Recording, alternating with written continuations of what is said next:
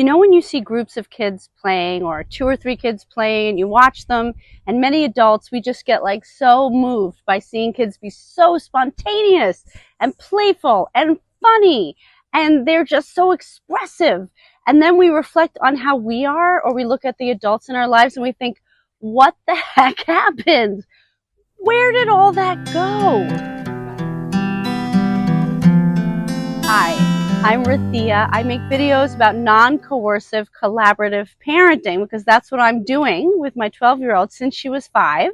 And now I help other parents to figure out another way of relating to their child besides authoritarian power over dynamics, which are so exhausting. So this philosophy, it's a field of study, is a way of bringing in a whole other paradigm of how parents can own their triggers from their pasts and to take them apart so they can respond in a new way with their kids. And that's what breaking the cycle is all about. And today we're going to talk about no wrongness. No wrongness is an underpinning philosophy from my mentor, Vivek Patel, who is the person that really led me into this whole change in my family.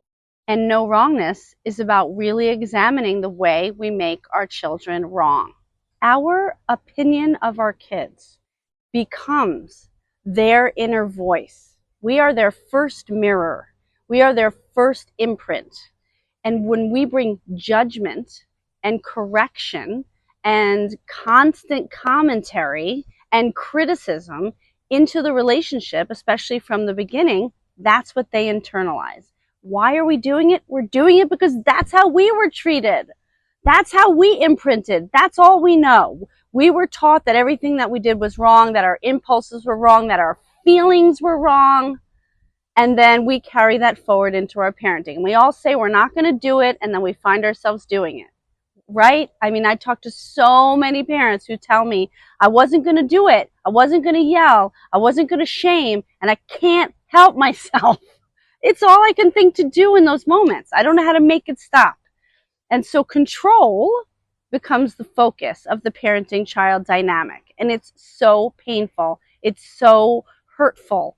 And it really damages the relationship long term. Plus, it's not fun. There's nothing fun about having to control and criticize your kid all the time. And often when we're criticizing our kid, we're criticizing ourselves, right? They're not reflecting the kid we have in our mind, and now we messed it up. It's our fault. So we're actually criticizing both of us at the same time. No wrongness is adopting and taking on the philosophy that we could give our child the grace and the autonomy to test things, to feel things, to try things, to fail, and to have our unconditional positive regard. Instead of wrongness, how to create an environment of real acceptance and joy in our child's exploration of life. Now, I can already hear all the parents, because I work with parents all the time, and I can hear them saying, what about if your kid hits another kid? What about if your kid curses at you? What if your kid says, I hate you? What if your kid won't clean their room, and they won't get in the car, and they won't put on their shoes, and they won't eat their vegetables, and they won't stop playing their video games? Then we're allowed to tell them they're wrong. These are circumstances where thousands and millions of parents would agree that we should then make our child wrong, right? I know it's really radical to imagine that maybe you could make even those things not wrong. My daughter cursed a lot. I didn't make it wrong. I got playful with her. I made a space for us to explore it. She's 12. She doesn't curse at everybody. I mean, people think if you allow your child to explore, they're going to become a rude, entitled brat. And that is not what happens. That's not what happens. But you know why? Do you know why? Children have an innate sense of rightness. They have an innate sense of empathy. They have a North Star that is who they are, and they can find that North Star with your support. But if you are making them wrong at every turn, they start to doubt that. They can't find it. They start adopting your perspective of them. Now, how many of you have been around parents who are constantly correcting, criticizing, and commenting on their kid? I've done it. Why are you doing that? Why are you wearing that? Bring that over here. Why did you say that? Don't raise your voice. That's so loud. Stop that. Don't talk to me like that. Don't talk to yourself like that. Bring that over here. Bring your plate over. Sit down. Stand up. I mean, just a constant, like doubting their choices. Sometimes it's so bizarre. Sometimes I want to correct my daughter just as a way to connect with her, which is so sad because it's creating the exact opposite. So I stop and I notice actually what I really want is just to emotionally connect with her. I don't really want to be, what I sometimes do in my woundedness is I think about something she should be doing and I approach her with a should instead of like an open heart or an open presence. And then I said, hey, shouldn't you be blah, blah, blah, blah? Don't you need to read that book?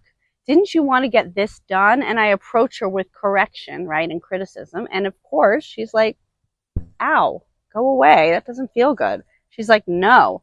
So the more that we do this with children, the more they resist us.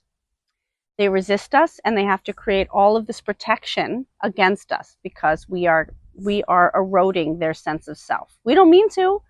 We don't mean to, but that's what we're doing. And that's what happened to us. That's what we know. Then we pass it forward. Could you imagine not making your child wrong? And you know, in order to do that, you have to practice with yourself, not making yourself wrong. It starts with yourself. So let's think of an example. My daughter often doesn't like to go to sleep. Now, this is a common thing. So she'll try to keep me up as late as she can. I really want to go to sleep. I have to work in the morning. We get into our thing, right? Sometimes when I don't make her wrong and I get really curious, I will ask her, well, how come you don't want to go to sleep? And sometimes she says the sweetest thing. She says, I just haven't seen you all day and I just really wanted to spend time with you. And I'm like, oh, here I am criticizing her, but she's just trying to be close to me, right? She's making a bid for connection and I'm using criticism because of all my triggers instead of seeing that she wants connection. And also, it's on me. I was busy all day and I didn't make time for us. And now I'm mad at her for trying to make time for us. And this happens constantly. Parents think they're right. They think they're right all the time. It's so annoying to me for myself and also seeing other parents. Like we come in with all of our big assumptions and we just lay it on our kids. But what if we stayed curious and we kind of interviewed our children about what they're doing? You know, a child who's yelling too loud. You might go, hey, how come you're yelling? What's going on? And a lot of times kids, they have all kinds of reasons. They have all kinds of thoughts about why they're doing what they're doing. What if we didn't make them wrong? What if we learned with them about all their good reasons? She's my wild storm child and